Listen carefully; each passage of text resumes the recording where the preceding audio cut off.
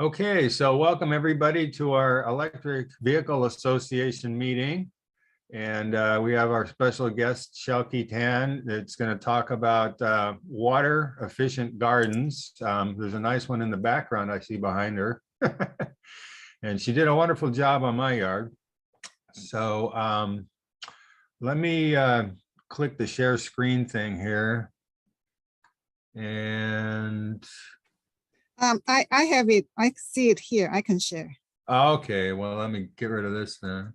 Go ahead, and you want to maybe introduce yourself a little bit? Sure. Hi, everyone. Good morning. My name is Shelkie Tao. It's actually Tao, T-A-O.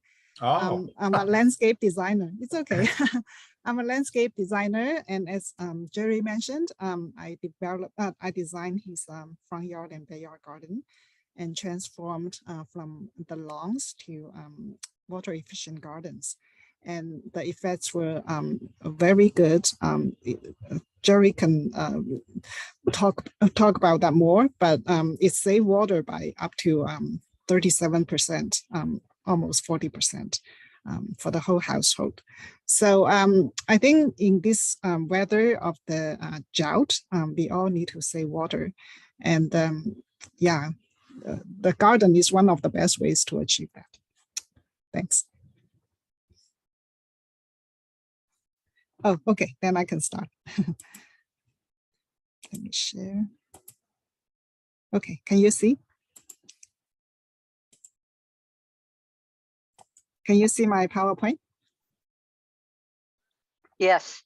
Okay, good. Okay, so today's topic is combat climate change by building a native garden. Very happy to talk to you about this topic.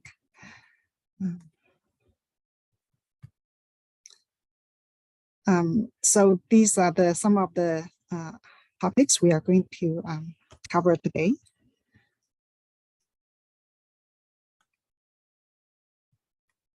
So as we all know, we are facing a climate crisis. So this is the graph that shows the temperature over the last 100 years. As you can see, twice in 2016 and 2020, it already crossed the line of 1 Celsius above the pre-industrial level. So we know that the 1.5 is the all-important threshold. If we reach that, there are so many really serious consequences that we will be facing. So that's the threshold that with all the efforts, we would really want to avoid going above. But the unfortunate news is that we are already 2/3 there. We are already above 1. So we only have 0.5 room.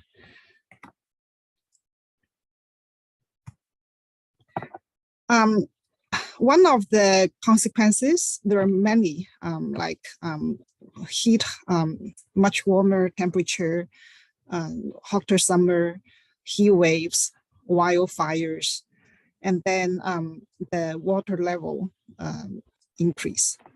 So you can see based on this study, they look at the scenarios based on different emission scenarios from middle to middle high. So I think B1 is middle and A2 is middle high.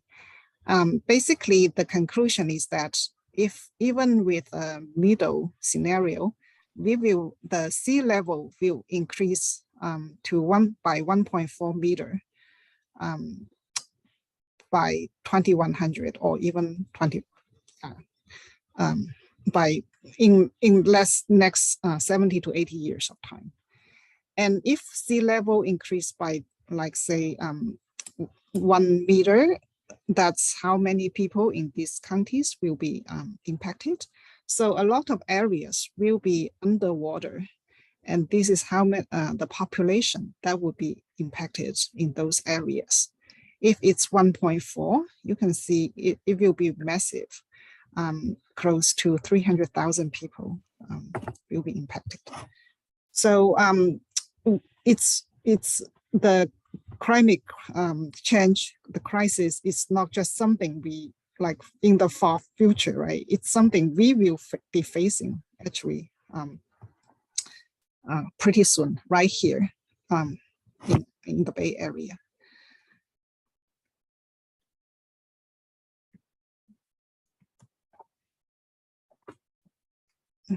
Okay, so this is what San Francisco will look like with that sea level rise. It can become a reality if we don't bring this climate crisis in control. It will happen.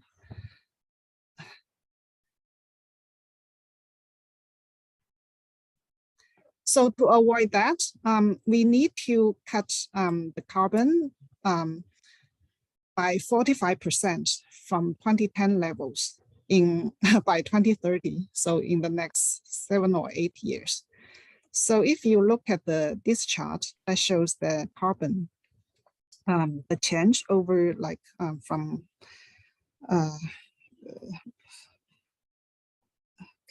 thousands of years ago before today. So you can see that 1950 is the last year that the carbon stays pretty much at the historical level. But after that, it really shot up. It's a straight line up. And if you look at just the year after 2000, that's the graph. So we are right now at 417 ppm right here, the highest point. Now to avoid that 1.5, that line, instead of going like that, it needs to achieve like 45% or almost half decline by 2030. So we are really a big way away from that. So it's not totally out yet, right? But it really highlights that the action we really need to take right now.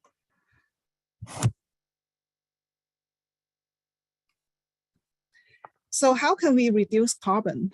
There are many ways, like many, but some ways that have bigger impact than others. So as we all know from this association, the drive an electric car definitely is one of the big ones. If all the cars will be switched to electric car from the traditional cars today, then that effect will be similar to taking about 84 million cars off the road or remove that much carbon from the atmosphere. So that definitely is a very big solution. Like if we fly less, that will take about 40 million. So it highlights the importance of what you are all doing here, that we should switch to electric cars to reduce that carbon.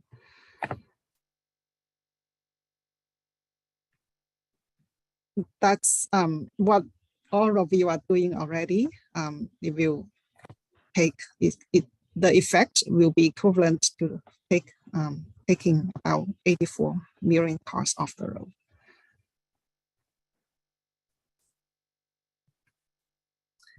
There is another way too. That is to use water efficient, use water more efficiently.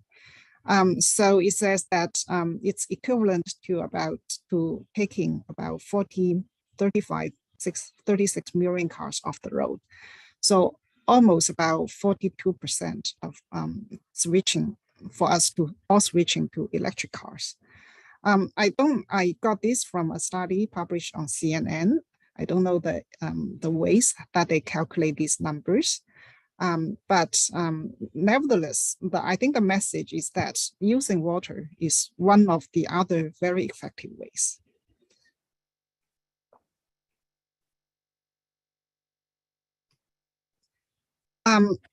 The reason of that is there is this energy-water nexus. Basically, it says these two things are very much intertwined together. It takes water to generate energy for hydropower. That's very obvious. But then it also takes energy to do all kinds of things for water to be delivered and used, for the treatment, the extraction, transmission, use the water, and then to treat the water. All that takes energy. With that, if we reduce the water usage at the end of that long line, we will also reduce the need for energy along that line too.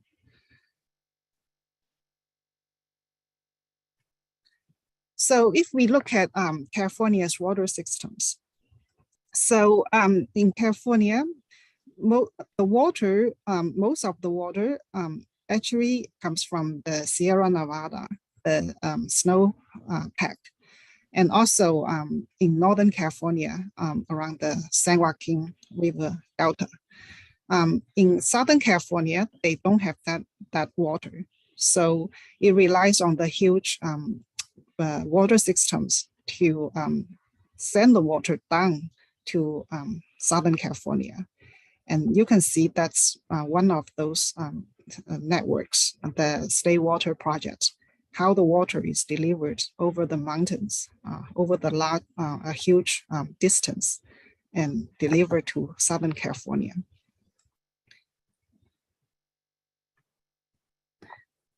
If we just focus on State Water Project, it pumps water 700 miles from north to south to supply water to 2/3 of the California's population.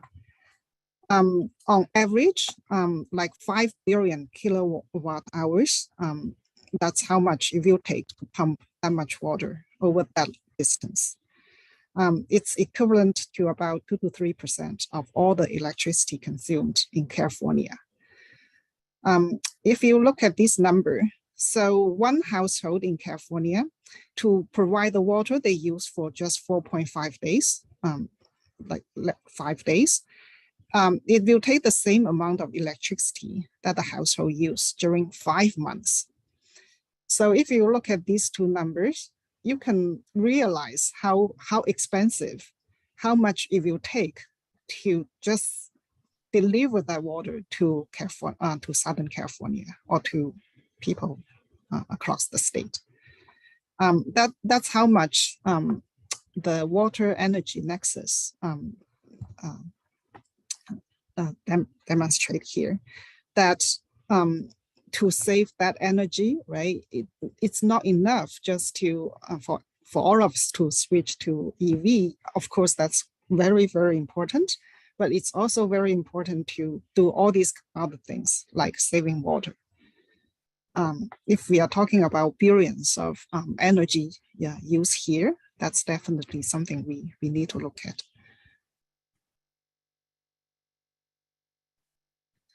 So when we get that water, right, that's pumped 700 miles over, how do we use it?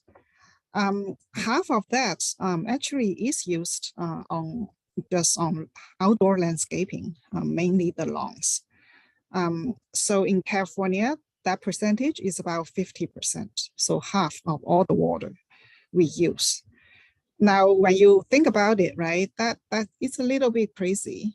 It's just for these lawns. It's just for basically the landscaping, right, for us to see. It's not for food, not for other more essential use. So it's definitely a big area that we should focus on if we want to save water. And as you can see, all the other indoor uses, they do not get too close to the 50% percentage of the outdoor water use. So if we want to, for the water saving to have the biggest effect, outdoor is really the place to look at.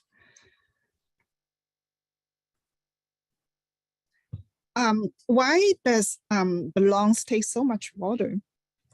We need to understand that. We need to look at our climate.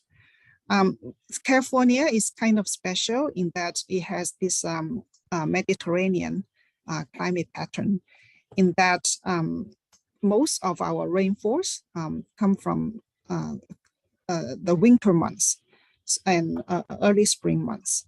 So you can see the rainfall come in the months, mainly from October to about March. And then summer, there is almost no rain. It's completely dry. It goes of this pattern of wet winter and then dry summer. And along with that climate, the native plants on this land, they have adapted to that. When the rain falls in winter, if you it takes all that water and turns green and grow and bloom.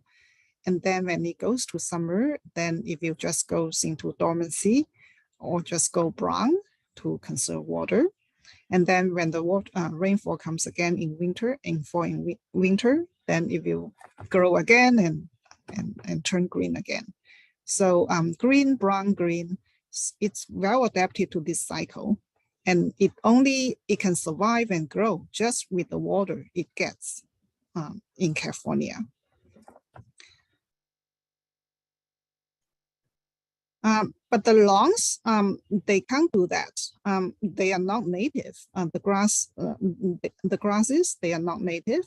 They need if they cannot get it from the natural rainfall, then we need to give them supplemental water. And that's the biggest reason why it takes so much water. So if you look at the same graph here, that's the rainfall volume. But then for the lawns to be kept green and lush all year round, usually it takes about 1 inch of water per week. So about 4 inches of water per month. But if you look at our rainfall, we only have maybe 1 or 2 months in the whole year that can have that much rainfall. In all other months, we just don't have that amount of water. And to keep them green, then we just need to keep spraying water on them. So that's how much water we need to put in throughout the year. And this is just the water that the grass can actually get. But many times, right, we have the runoff issues, evaporation, the inefficient design of the irrigation system. So instead of for the grasses to get that 4 inches water, we actually need to irrigate maybe 6 or 7 inches to achieve that level. So the actual water used instead of this line, very likely it will be something up here, 6 inches or even more. And think of how many households we have out there, how many lawns we have out there. Then you can imagine how much water we are consuming. I just heard someone give this example. They say, oh, right now we are all very conscious about water usage. When we do shower, we tell ourselves, okay, keep it short. It takes a lot of water. But what people did not realize is that this one spray, it's just like one shower head. That's how much water is sprayed out in the same time period. So instead of just one shower head in our home, right, we can easily have 6 or 10 shower heads on our lawn, and that's how much water we've been using. So for all these lawns, in all these times.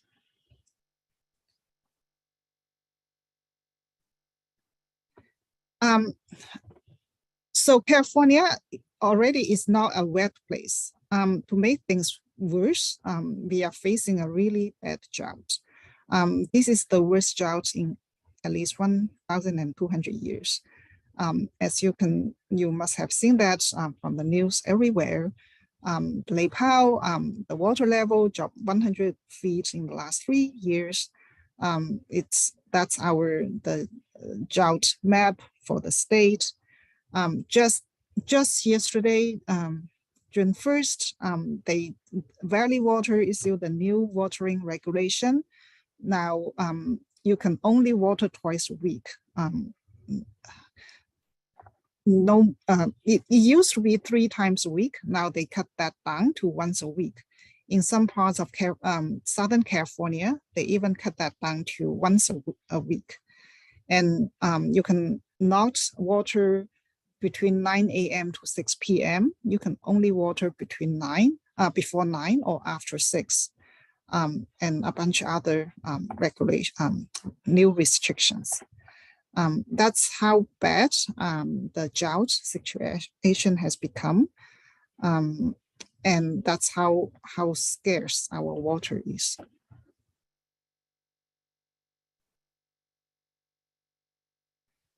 Native plants, on the other hand, as we mentioned, they are adapted to this climate. They, even facing this drought, they still do well, they still grow. This is a photo I took about just last month in San Ramon. So even facing a mega drought, they still bloom, they still do well. So compared to the lawns, right, that need like 3 or 4 times of watering to be kept lush and green. That's the difference between native plants and the lawns.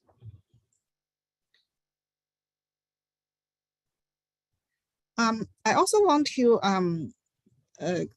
talk a little bit about drought-tolerant plants and native plants. We also know that we also heard about this term a lot, drought-tolerant plants. And maybe the question becomes, can I just use drought-tolerant plants? Will that be the same?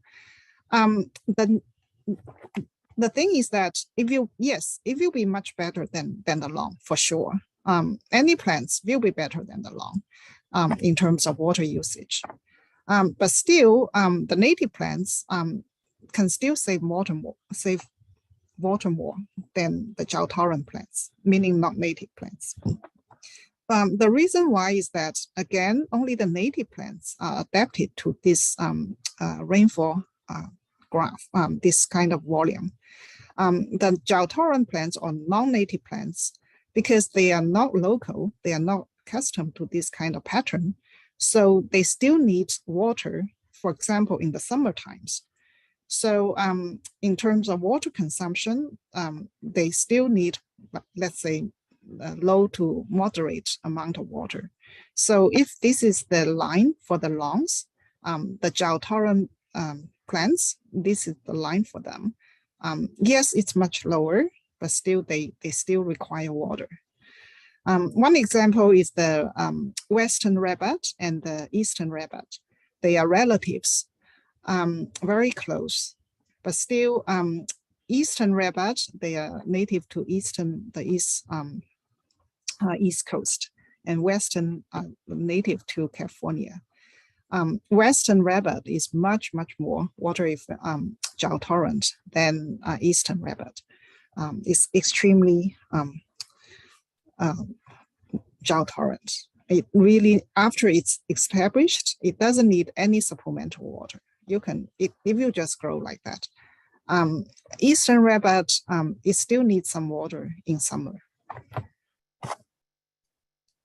So to summarize this, it's the best if we want to save water to go with native plants. So a native garden that use at least 70% native plants can save water by up to 80%. That's how much water you can save. So this is an example. Jerry can recognize that. It used to be both front and backyard used to be lawns. And then we put in this garden. And the water usage reduced by about 37% the first year after the garden was put in. And the city of Santa Clara actually featured this garden on the utility bills for May.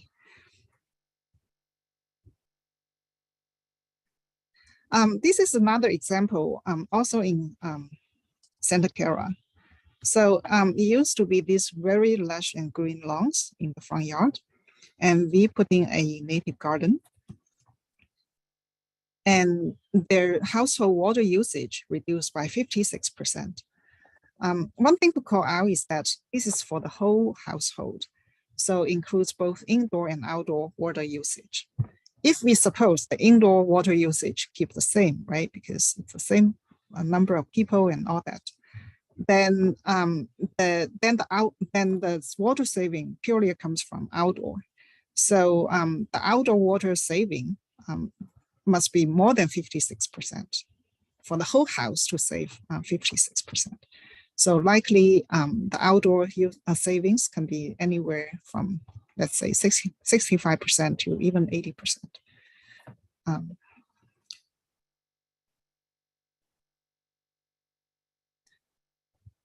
Another reason the native garden can be so great for climate change is that it avoids all these gas-powered long equipment.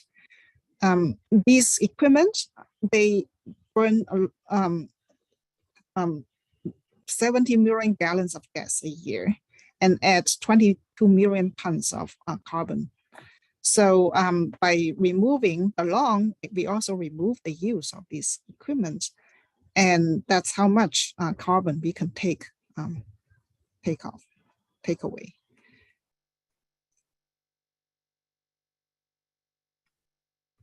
The third reason that the garden can be so great is that it can help soil absorb more carbon.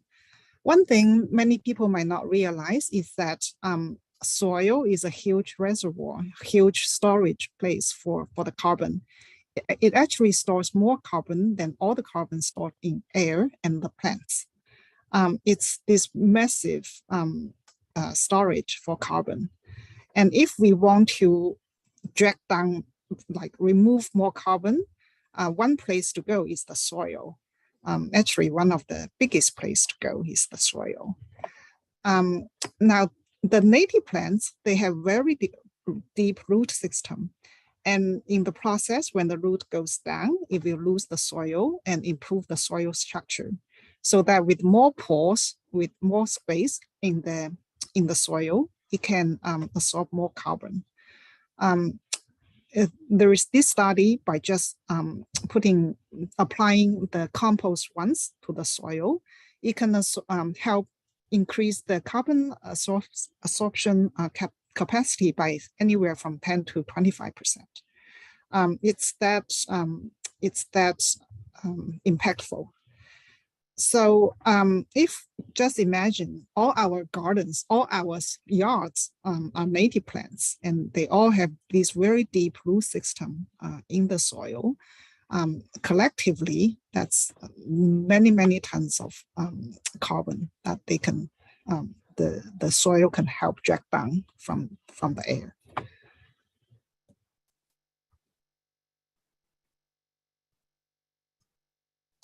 There are many, many other benefits of a native garden. So definitely it can add purple, as we see from those beautiful photos. So for people that are selling or buying the property, that's a big boost to the property value. It also will increase biodiversity. We talk about climate change a lot, and we are very well aware of that crisis and its the catastrophic consequences. But we also actually face another equally serious crisis, which is the biodiversity crisis. In the last 50 years, North America has lost 1 billion birds. And we lost a huge number of bugs. Why we lost so many birds? Because the bugs disappeared. That's something I personally can relate to. I remember when maybe even just 15 years ago, when we came back from a long field trip, the windshield was always covered with all these bugs. Those are the bugs that died by the car's impact, right, when we were driving. But now no more. When we came back, it's the windshield was clean. There was no more bugs. With the collapse of the bugs and then the birds, the species up on the in the pyramid also disappear. That's why so many birds were no longer around.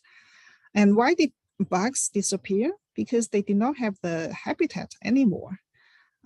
Like these bees, they rely on these flowers to survive. But with the lawns, right, they no longer have that kind of food, that kind of habitat. And so that's why the bugs population collapsed. And along with that, the whole chain after that also decreased.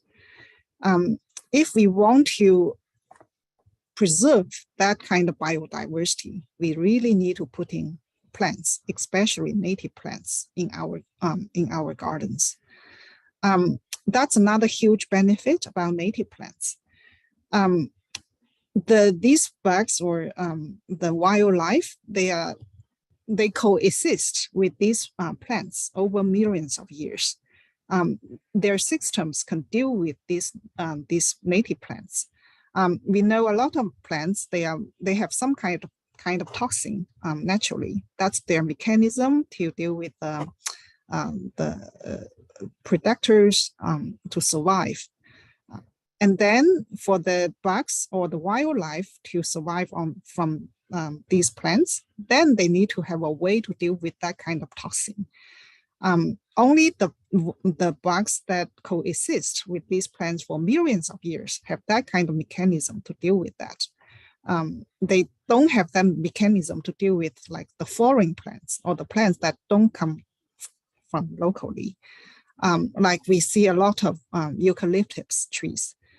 Those trees are not native. They are from Australia. As a result of that, they do not support any bug population. Compare that to a California native oak. It can support like hundreds of different types of bugs, of insects. With that, tons of birds and so forth. But eucalyptus, it supports zero, nothing. So that's why if we have the space, we should always go for at least 70% native plants. That's what the local ecosystem rely on. And that's why it is so important to have native gardens in our yards. And also another huge benefit is that it can boost our mental health. When you see these beautiful views, flowers, you get to be outdoor, talk to the neighbors who stop by. One of the, after a garden bee project finished last year, it came out to be really beautiful and lovely. And the neighbor left a note on the next door under the photo of the garden and said, "Oh, I'm so happy to see such a beautiful garden in our neighborhood. I really want to thank those people who put in such a garden. It boosts it enhances the look of the whole neighborhood." So it's just has so many the garden itself is already very good, right? But it has all these compounding benefits around it that enhance of all of us and the environment.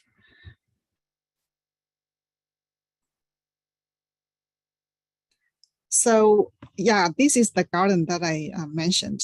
When I went back there, I always see this kind of like native bees feed on these native plants. And I saw like more than one type, another type of native bees. And there are other gardens. When I went back, I always see the hummingbirds, butterflies, and so forth. So that this used to be a lawn, and you would not see such wildlife if it's just a lawn. But just because we put in the garden, just because we put in the native plants, now all the native bees come and they get the food that they need. So it's that kind of change is something you can see and experience. So to summarize, to combat climate change, we all understand we need to reduce carbon. One way is to do it with the EV. Another way, a big way, is also to put a native garden in our yards. I've been doing this for a long time and very experienced. And I would love to help you if you are also considering transform a lawn to a native garden. Here's my contact information. You are more than welcome to talk to me and send any inquiries or questions. Do you have any questions? I'm happy to answer. Well, first of all, let me say thank you, Shelkie. You're welcome. Okay, do you have my great mitigate gophers in yard before starting work? Oh, yes. So we do. So the question is, you might see it. Okay, why don't I just read it out? Did you have mitigate gophers?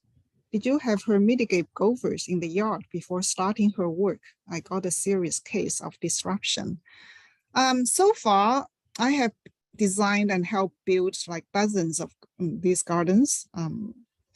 So far, I have not. But there's another garden I designed in Oakland.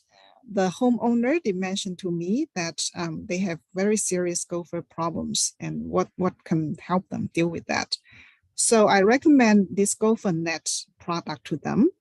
It's basically a net that you put in the before you put in the plant, you like put it around the root ball. You just put the net underneath it and then put the whole thing in the hole and plant it all together. Hopefully that they say they're very happy with that. They say they will do that. I told them to tell me what the result can be because they say they're going to do the planting in summer. But yeah, that's the product is one of the possible ways I can think of to deal with that.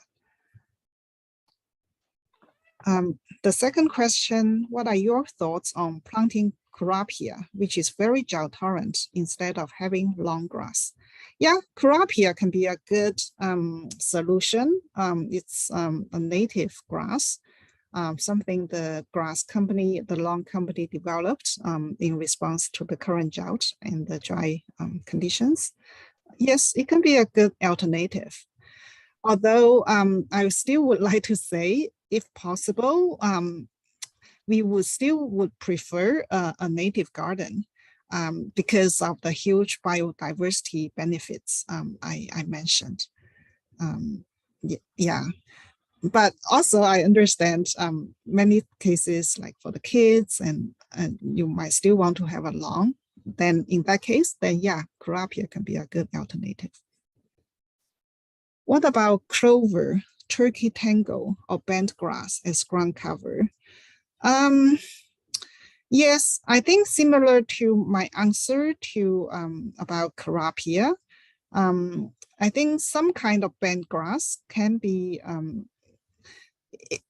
the native ones can be a good alternative. But all in all, still, if possible, unless you really need the lawn, you really need to use that for some functions like for the kids to play soccer and all kinds of sports. Then still, I would still strongly recommend a native garden. You know, in Las Vegas, they passed this regulation that for all the commercial properties, non-functional lawn is no longer allowed. Functional means a soccer field, right? That kind. So if the lawn is not going to be used that way, then they would not allow it anymore for all the commercial properties. They haven't done that for residential yet because it's a different case scenario. But you can see how much the lawn is really, putting this way, is more and more out of the out of the fashion. Not more and more people realize it's not something we can afford with the water we have. And also it's not the good use of our land. A much better use is a garden with native plants. Yeah, I'm kind of thinking about this. I wrote the thing about the last question. This is Steve. I mean, I'm kind of at this point now. Like a couple of years ago when we had this issue, they said everybody should turn off their sprinklers, and I killed my front and back lawn. And my gardener said, you know, no, don't do it. It'll be fine, you know, by next year. And I've spent the last several years kind of, you know, trying to get my lawn back. And it's kind of just got green again this winter, but now we're in this summer thing again. And just like your graph shows, I mean, I can see in my water utility bill that my water usage doubles in the summertime compared to the winter when I turn my sprinklers off. So I've thought about, you know, doing this kind of native thing. I have a couple of other questions. You know, one is the ones that I've seen, they look really great when they're first done.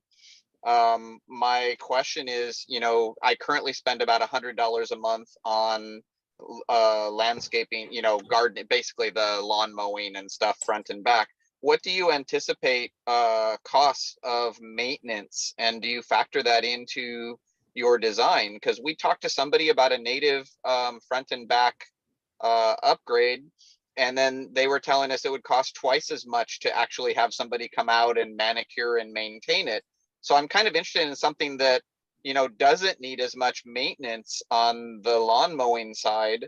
And also the, you know, a lot of the stuff you show has like the bark ground cover or whatever. And after like a couple of years, like that has to be replenished too, right? Because that goes away and it just looks like, you know, bare dirt again. So how do you factor that into your design that, you know, you don't have to either redo it in a couple of years or, you know, have significant, you know, refreshing kind of things?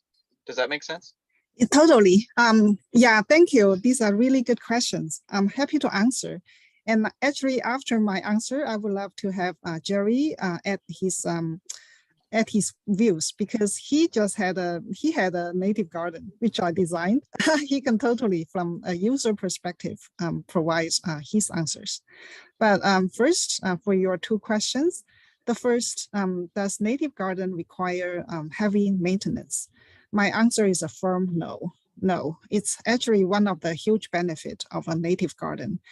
Actually, in my PowerPoint, I should really edit that one. It's much lower maintenance than lawns. Jerry can attest to this. But usually after we put in a native garden and put in the irrigation, the drip irrigation, which is automatic, everything programmed, at least in the first year, it really doesn't require that much maintenance. The plants, they will just grow very well, most of them, and you don't need to do anything else. After the first year, especially after they bloom, you might need to do some dead ending, and some shrubs might become a little bit too big. You might want to cut them, trim them a little bit. But that's really about it. You don't need to do the monthly mowing. You don't need to add any fertilizers, no pesticides, no such thing.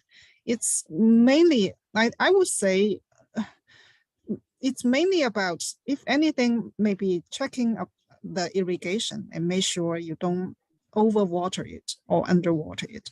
Actually, most of the time, it's about avoiding overwatering. In summer, as you see from that graph, right, we don't have the rainfall, and most native plants, they are adapted to that. They don't like summer water.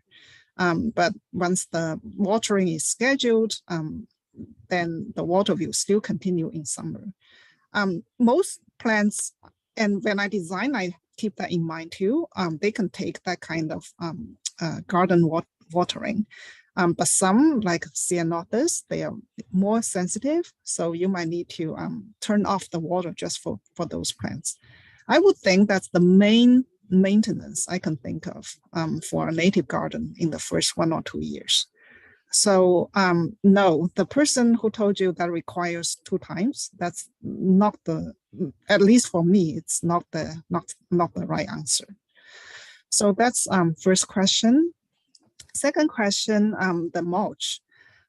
No, actually, the first garden I designed was like 6 years back. To this date, I haven't, those mulch are still there. They did not need to be replaced. Though a lot of them are made from the tree bark, and those bark are pretty endurable. They last for a long time. So at least all the gardens I designed, I haven't had one homeowner told me that they need to replace their mulch. I would say that's not a concern as well. Okay. So And yeah. question too on the, like the, the picture behind you is pretty typical, I think, for our area where they have a, a small yard in the front and maybe a small yard in the back. Can you give a ballpark idea? I mean, we had a big stone pine tree come down in the backyard. We redid the entire backyard. And what I remember 20 years ago was we put about $30,000 into the backyard because there was also hardscape and other things. And all new sprinklers and all that. So I'm not looking forward to like redoing that, but I think it should be cheaper because, the hardscape stuff isn't really there. But like, what could you expect to do for, for just say a front yard project like the ones that you've shown? I mean, what is a budget number ballpark range? So everything together, if just softscaping, meaning planting, I would say anywhere from 4,000 to 8,000, depending on the actual area and a bunch of other factors. But so that's that's about the cost range. And do you come out and do like a free, just Yes. to kind of look around and analysts? Okay, yeah, because I'd be very interested in having you come take a look and see what your recommendations are. Yeah, I would love to do that. Yeah, you can let me put my contact information up again. Just text me or email me your contact information, and yeah, we'd love to go from there. Awesome. I think I did save it already. It's 669-232-3798, right? Yes. Yes. Okay. Thank you so much. That was you're a really very awesome welcome. presentation. I very, very much appreciate it. And I think one of the things you could talk about too, you mentioned the difference in gardening and landscaping. Like I said, budgetary wise, I think I probably am on the low end of what people probably pay. I pay $50 every other week for the guys to just kind of mow, blow and go, I guess they call it. But if you add up the expense of the gardening and the additional water expense, my water bill is probably $100 a month as well. And that's going to probably almost double in summertime. There's $200 a month right there. That would pay, a home equity line probably to finance the re-landscaping. So, you can help people understand the cost issue of it. And, they could look at financing it, and the monthly savings in water and gardening probably pays for the re-landscaping. That's such a good point. I totally forgot. How can I forget that? To take such a project now, you can also receive rebates. Rebates, yes, I wondered about that too. Yeah. From last year, because the drought has become so bad, so Valley Water increased the rebate. It was $1. Now it's $2 per square feet. In cities like Santa Clara, it's $3 per square feet. So say this front yard, it is 700 square feet. So after we put in such a garden, the homeowner received 700 times 2, 1,400. And wow. I also designed a rain garden that's, you might see, you cannot see from this photo, but it's somewhere here. A rain garden, that's another $300. So in city of Santa Clara, as I mentioned, it's $3, so even better. Milpitas is $4 per square feet. So definitely, if you're thinking of doing such a project now, do it now when the rebate is still available. It's really a good So deal. do you have to fill out paperwork? I forget how that works because I Oh, almost did that a couple of years ago, but I don't know what the process is. I'm in yeah, Sunnyvale. yes. The good thing is that I can take care of all that. I charge a Okay. small fee, about $250, but then I take care of all that. I submit for you. They ask for a plan list and design, and then in my design process, I will come up with that and send that to them, and then deal with all the communication. And yeah, so Yeah. for most of the gardens that I design, I also do the rebate application as well. So yeah, for you, you don't need to do anything. You just need to sign on the homeowner agreement, and that's it. Great. All Hey, right. Jerry, thanks for setting this up. This is really cool. You're welcome. And let me just add my comments about the cost. We have a gardener. We pay $90 a month for the guy to come by. He used to just mow the lawn and do one other thing like trim our olive tree or something. So he still comes by, but now instead of mowing the lawn, we still have a very small lawn in the back because my wife likes to, enjoy that. But we lost about 4,000 square feet of lawn, and we got a $3,000 rebate. The whole project, I think, ended up costing about $12,000, and we got $3,000 back in terms of the rebate.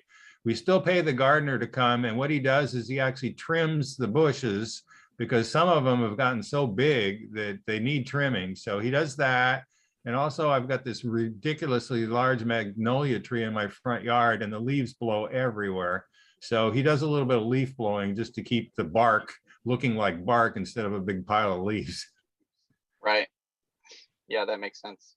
So the gardening fee is about the same. And, I'd rather have him blow the leaves than me blow them. Yeah, I guess the thing, my interest in trying to do some ground cover still is, if you have, like you said, a little small area in the back, or maybe dogs or something like that, you still kind of need a little bit of space. Well, Shelkie helped me design a attractive looking lawn with much smaller area, and it's still, it saves a lot of water because it's so much smaller. I mean, like I said, we lost about 4,000 square feet of lawn. So I guess another question I have, when we redid the area in the backyard, about a half of what used to be lawn area was converted into a play structure. And now that my kids are like almost done with high school and in college, I finally tore the play structure down, and I have this big vacant spot, which could either be additional native garden. But what I had also thought about when I planned it initially was that it would be vegetable garden or something. Now, I don't know that I could keep vegetables alive to save my life, but do you do design of, maybe like planter boxes and things for actually growing food? Yes, many. I have designed those boxes in both front yard and backyard gardens. A lot. Okay. Yeah. Yeah. I'd love to have you come by and take a look sometime and give me your thoughts on what you could do. Sure. Venki had a question about the illegality of using gray water. I'm so happy you asked that question. Actually, it's this. You can use gray water. It's actually encouraged, but Valley Water also provides a rebate, $200 for a gray water system.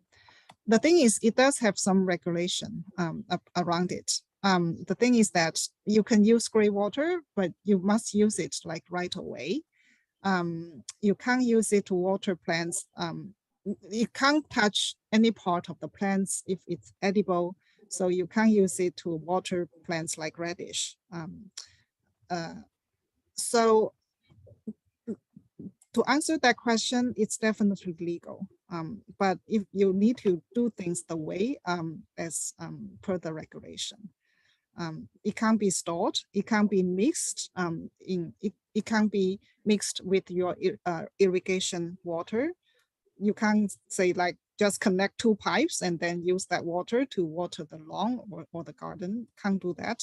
It must be the water must go out on this pipe that's connected to the washing machine, and and go right to the plant beds. So you can store it. You can say, okay, I will have this storage unit and only water it like the next day. You can't do that. Whenever you wash your clothes, and whenever that water is available, it just go out from that one pipe and then go to all the plants. And the area needs to be covered with mulch, labeled, has a T handle for you to shut it off or turn it on, and that. I got a license to install gray water, to design gray water systems. I went through the training a couple of years back, and I just talked to this person at Valley Water. He's asking, why did you? I did not see you design so many. I saw you design a lot of gardens, but not that many gray water systems. Hey, can you do more? So yeah, that's the answer. Very legal, encouraged, but just need to do things the right way. I have a follow-up question regarding that. Is it all these regulations, is this related to Santa Clara County or is it city specific? It's related to California. Oh, to all, oh, okay, California. California, the whole state. Yeah. Got it. Yeah, gray water, I think it was first invented or emerged in Santa Barbara about 20 years ago, 15, 20 years ago. Before that, it was illegal. And then, but people in Santa Barbara, they invented that. And then people realized the importance of saving water and reusing water. And then they changed the regulation and allow it. But still, it's still pretty heavily regulated area. For example, you can only use gray water. That's the water from washing machine and bath water. You cannot use the kitchen water. That's labeled black water. So you can't use that. So people will say, oh, I would like to use the water after I wash the veggies and all that water. I would like to reuse them. You can use it manually, right? You just take the pot out and pour it into the field. That's okay. But if you want to build a system to reuse that black water, at least right now, it's prohibited.